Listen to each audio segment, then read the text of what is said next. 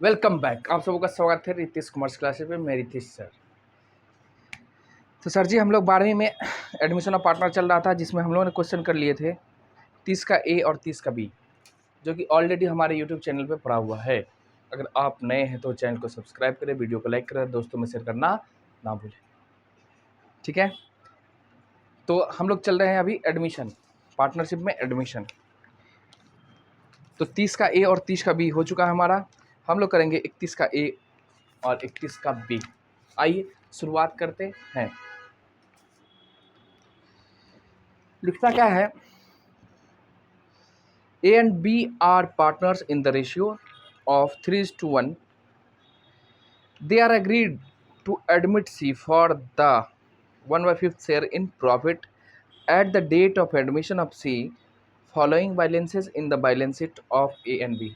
यानी A and B partner हैं और क्या कहता है, जिनका रेशियो 3:1। सी नया पार्टनर आएगा, सी जब आ रहा है तो बैलेंस शीट में ये बातें दी हुई क्या क्या, एक जनरल रिजर्व, एक कंटीजेंसी रिजर्व, एक है एम्प्लॉय कंपनसेशन फंड, और डेफर्ड रेवेन्यू एक्सपेंडिचर के नाम से है advertisement expense 16,000। Pass necessary journal entries for the treatment of this item on C admission. C के एडमिशन पे आपको एंट्री पास करनी है। क्या क्या, तो देखो, जब भी कोई साझेदार एडमिट होता है तो वो साझेदारी फर्म का रिकॉन्स्टिट्यूशन होता है, पार्टनरशिप फर्म का रिकॉन्स्टिट्यूशन। तो जितना भी ओल्ड पार्टनर का ओल्ड बैलेंस शीट में अनडिस्ट्रीब्यूटेड प्रॉफिट या लॉस है, उसको ओल्ड पार्टनर्स अपने आपस में बांट लेते हैं इन द ओल्ड रेशियो में। ठीक, अब देखो यहाँ पे जनरल रिजर्व है। जनरल रिजर्व का मतलब ये होता है जो हम प्रॉफिट कमाते हैं और पैसा कहीं जनरल पर्पस के लिए बचा के रखते हैं। दूसरा है हमारा कंटीजेंसी रिजर्व। कंटीजेंसी रिजर्व का मतलब ये होता है कि फ्यूचर में होने वाला, तो कंटीजेंसी का मतलब होता है ये सर्टेन नहीं है, फ्यूचर में कुछ घटनाएं ऐसी होती हैं जो हो जाए तो उसको कंपनसेशन आपको देना पड़ेगा। जैसे मान लो कोई एम्प्लॉय है, हमारे फैक्ट्री में काम करते हैं और खुदा न खास्ते एक्सीडेंट हो जाए या कुछ अनहोनी घट जाए, तो उनको जो कंपनसेशन देना पड़ेगा, तो कहाँ से पैसा लाओगे? तो उसके लिए हम क्या करते हैं ना, प्रॉफिट में से ही कमा के बचा के रखते हैं। तो कंटीजेंसी रिजर्व है ना। आकस्मिकता संचय, इन फ्यूचर में ये घटना हो भी सकती है, नहीं भी हो सकती है। जैसे अभी दिल्ली में देख लो, एक कोचिंग संस्थान के लाइब्रेरी में पानी भर जाने के कारण 2-3 स्टूडेंट डेथ। अब जो लीगल होगा छोड़ो, हम अकाउंटिंग की बातें करते। अगर मान लीजिए उनको पैसा देना पड़ेगा फैमिली मेंबर को कंपनसेशन, उसके लिए जो रिजर्व बना के रखा होगा वो है कंटीजेंसी रिजर्व। ठीक है, उसके बाद है एम्प्लॉय कंपनसेशन फंड, एम्प्लॉय को दिया जाएगा। और एक है हमारा लास्ट में डेफर्ड रेवेन्यू एक्सपेंडिचर के नाम से एडवर्टाइजमेंट। अब देखो डेफर्ड रेवेन्यू क्या, डेफर्ड क्या होता है, तो कुछ खर्चे ऐसे होते हैं जो संस्था के बनाने में या बनाने से पहले बहुत सारा अमाउंट एक्सपेंस करना पड़ता है। जैसे मान लो पार्टनरशिप बनाओगे तो उसके रजिस्ट्रेशन, क्या बोलते हैं उसको, लीगल वर्क, जितने एक्सपेंसेस होते हैं वो साथ में।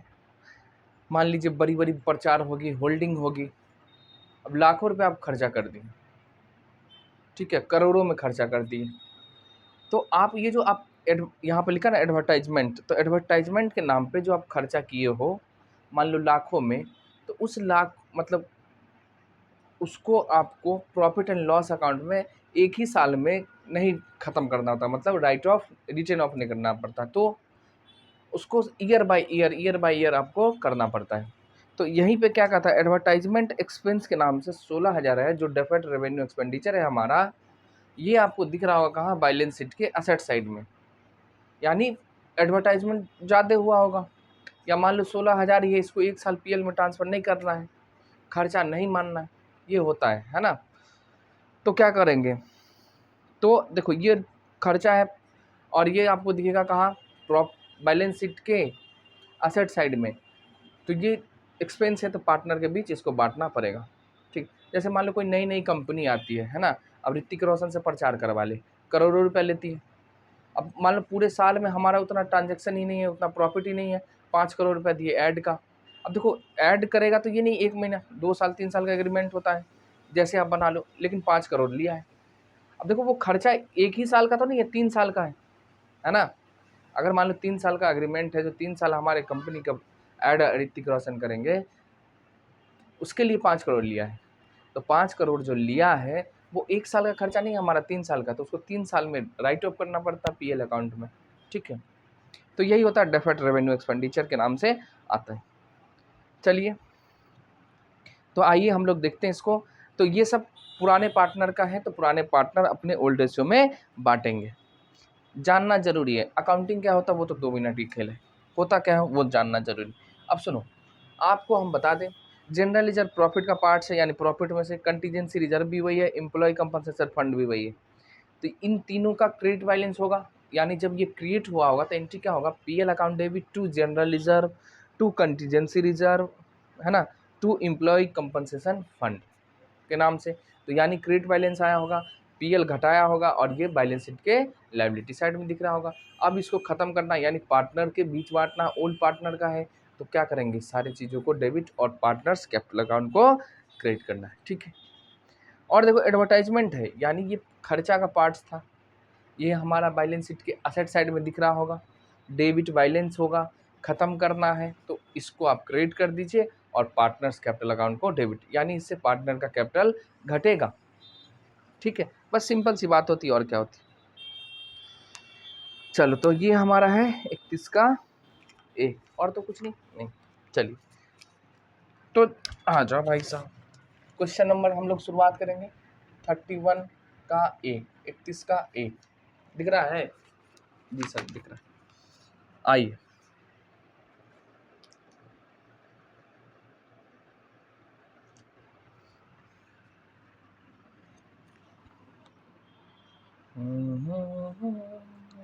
ए एंड बी पार्टनर है, ए एंड बी जिनका रेशियो है, पीएसआर का रेशियो है आपका 3:1, और सी जो है न्यू पार्टनर है, इनका एडमिशन हो रहा है, बस और कुछ इसमें करना है नहीं। कैपिटल विपिटल के बारे में कुछ कहा नहीं है, 1/5 गुडविल गुडविल लाया नहीं है, तो उसके बारे में कहा नहीं है, इसलिए छोड़ दे रहे हैं, ठीक है? तो आयु केवल कहता है जो ये ओल्ड बैलेंस शीट में है उसको आपको बांटना है। अब जर्नल एंट्री है भाई साहब, खींचो रोजनामचा, कॉलम कितने 5 आपको खींचना है। जर्नल एंट्री जब बनाए, कभी भी बनाए, तो आपको फॉर्मेट में बनाए एग्जाम में, ना तो नंबर कटने की 100% चांस रहती है, रहता नहीं है, कटता ही। तो डेट, पर्टिकुलर्स, और ये हो जाएगा हमारा एलएफ और डेबिट अमाउंट और क्रेडिट अमाउंट कॉलम। देखो जनरल रिजर्व है, क्रेडिट बैलेंस होगा, इसको डेबिट कर दो, यानी ये खत्म हो जाएगा, general reserve account debit.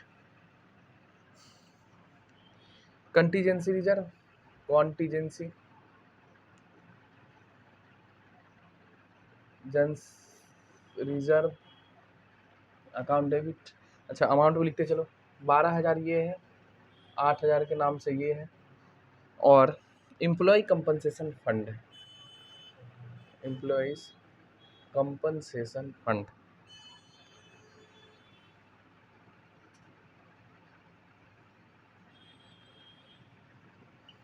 Debit, और ये एक्सपेंडिचर का पार्ट है, डेबिट बैलेंस होगा, इसको लिखना आपको नहीं। ये कहा जाएगा ओल्ड पार्टनर के बीच, तो ओल्ड पार्टनर क्या है भैया, ए और बी है, तो capital account and to B capital account, यानी देखो ये सब प्रॉफिट का पार्ट्स है, इससे कैपिटल बढ़ेगा, इससे कैपिटल बढ़ेगा, इसलिए हमने इसको डेबिट किया है और कैपिटल को क्रेडिट किया। तो 12, और एक और था ना, एक और था हमारा 10,000, यही है ना? हाँ, तो देखो 12 8 20 10 30,000 हो गया टोटल। 30,000 को 3:1 के अनुपात बांटना है, तो 4 से डिवाइड करो तो कितने हो जाएगा भाई, 750। 750 को हम 3 से गुना करेंगे तो कितना आएगा, 2250, और तो इसका हो जाएगा 2200, सॉरी 22,050, 22,500, और ये 75 हो गया रेशियो में। 30,000 को आप 3:1 में बांटिए, being undistributed profit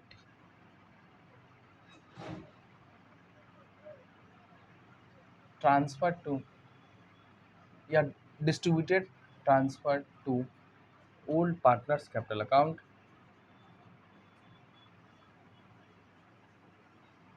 in old list.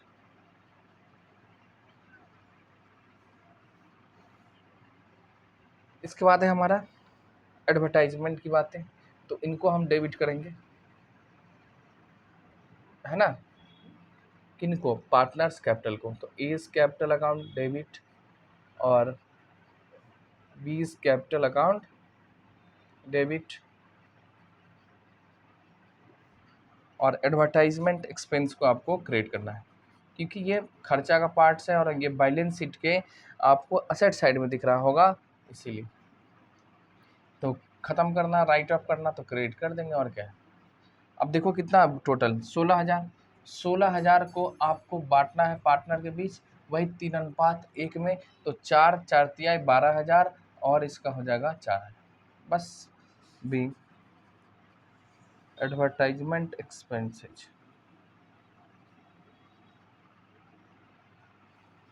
Distributed among all partners, ठीक है। तो ये था हमारा क्वेश्चन नंबर 31 का ए, बस इससे ज़्यादा और क्या रहेगा, कुछ नहीं।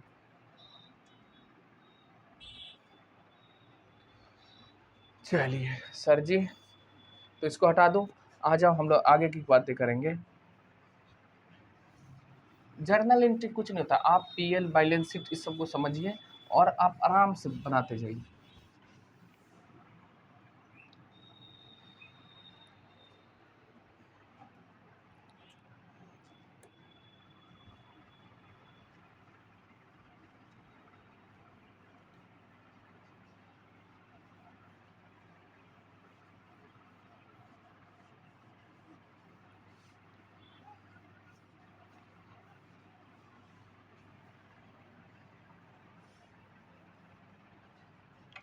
तो क्वेश्चन नंबर 31 का ए हो गया, 31 का बी करेंगे, एकदम आराम आराम से पढ़िए, कोई टेंशन लेने की बातें नहीं। आ जाओ 31 का बी देखो, लिखता क्या है, A and B are partners. 31 question संख्या B, A and B are partner, A और बी पार्टनर हैं, जो किस में 7:8 है इनका रेशियो। सी आया है 1/6 के लिए और कैपिटल लाया है कितना, 1,80,000, प्लस में प्रीमियम फॉर गुडविल के लिए ला रहा है, फॉर गुडविल के लिए 45,000। आगे लिखता कि at the time of admission general reserve amounting to 45,000। अच्छा, जनरल रिजर्व यानी ओल्ड बैलेंस शीट में है, तो ओल्ड बैलेंस शीट किसका है साहब, पुराने पार्टनर का, कितना है 45,000। And profit and loss amounting to, अच्छा प्रॉफिट एंड लॉस का अमाउंट दे रखा है आपको 24,000, ठीक है। और देखो क्या लिखा है, appeared on the liability side of balance sheet so necessary journal entry to record। अच्छा, ये दोनों प्रॉफिट का पार्ट्स है, तो ये कहाँ दिखेगा आपको, बैलेंस शीट के लायबिलिटी साइड में, बैलेंस शीट के लायबिलिटी साइड, यानी इसका क्रेडिट बैलेंस होगा। देखो अगर ये दिख रहा होगा आपको, तो बैलेंस शीट के लायबिलिटी साइड में, ये हो गया हमारा लायबिलिटी साइड और ये होता है एसेट साइड। इसके लायबिलिटी साइड में होगा हमारा जनरल रिजर्व, यानी ये देखो प्रॉफिट का पार्ट से ये फर्म का नहीं है, पार्टनर का, किसका है, पार्टनर का। तो पार्टनर का जितना भी इन्वेस्टमेंट फर्म के लिए क्या है, लायबिलिटी, तो लायबिलिटी साइड में ये, और पीएल का ये भी है 24,000। तो इन दोनों का बैलेंस रहा होगा क्रेडिट। अब बांटना है, खत्म करोगे, क्या करेंगे, डेबिट इसको, और इससे पार्टनर का कैपिटल बढ़ जाएगा। डेट का कॉलम, पर्टिकुलर्स, एलएफ और अमाउंट। अब देखो भैया दोनों को डेबिट कर दो, एक ही एंट्री बढ़ेगा और क्या है, general reserve account debit and profit and loss account debit, दो हो गया डेबिट। और किसके बीच में जाएगा, ए और बी के बीच में, तो ए का capital account and to B's capital account. तो 45 और 24 है, तो लियो भाई साहब 45,000 और 24,000, ये दोनों कितने हो जाएंगे 69। और किस में बात हो गए, उस पार्टनर के बीच में, 45 ही 24 है ना। हाँ तो बांटो ना, कंपाउंड एंट्री हो जाएगा और क्या।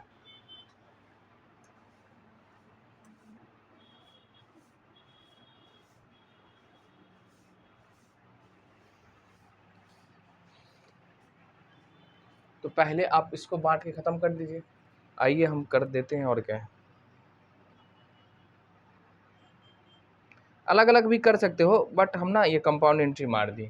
45,000 प्लस में 24,000, तो ये हो गया 69। इसको 7:8 है, तो 8 7 15, डिवाइड करेंगे 15 से और गुना करना है आपको 7 से, यानी एक पार्टनर का हो जाएगा 32,200 और दूसरे का हो जाएगा 36,800। 36,800, ठीक है। नरेशन लिख दीजिए और क्या। Being undistributed profit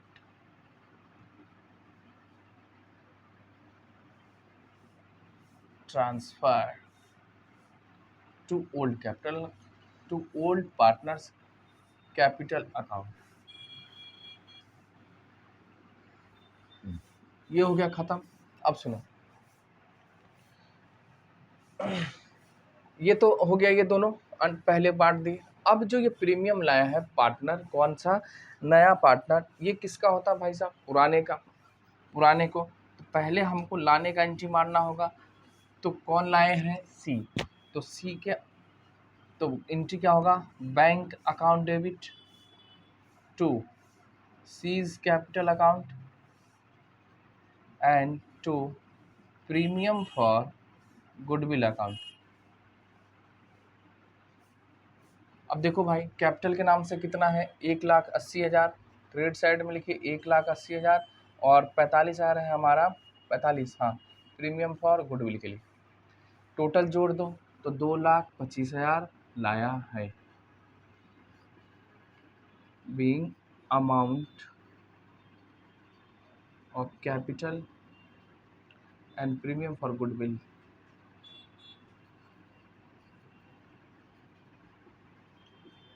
brought by C, हो गया।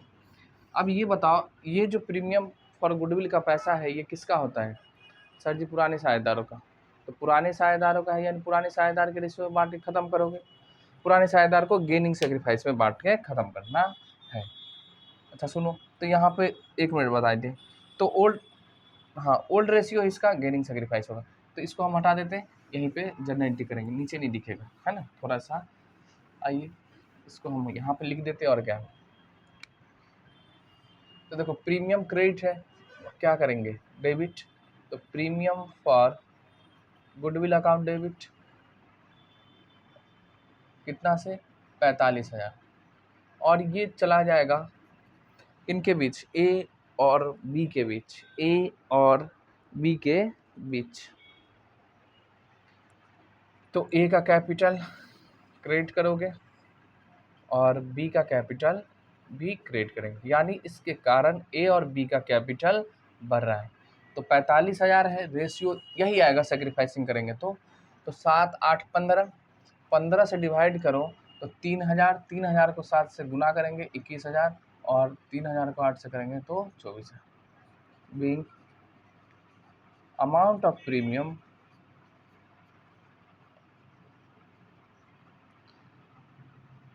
distributed among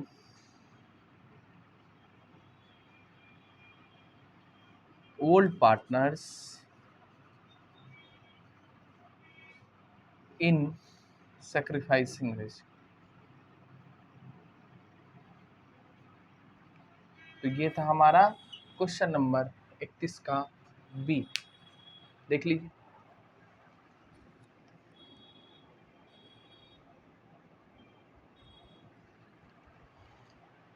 ठीक है, तो चलिए हम लोग यहीं तक रखते हैं, 2-2 क्वेश्चन करेंगे, जल्दी इस चैप्टर को ख़त्म करना, फिर आगे हम लोग कंटिन्यू करेंगे। तो आइए हम लोग मिलते हैं फिर अगले वीडियो में, तब तक के लिए बाय बाय।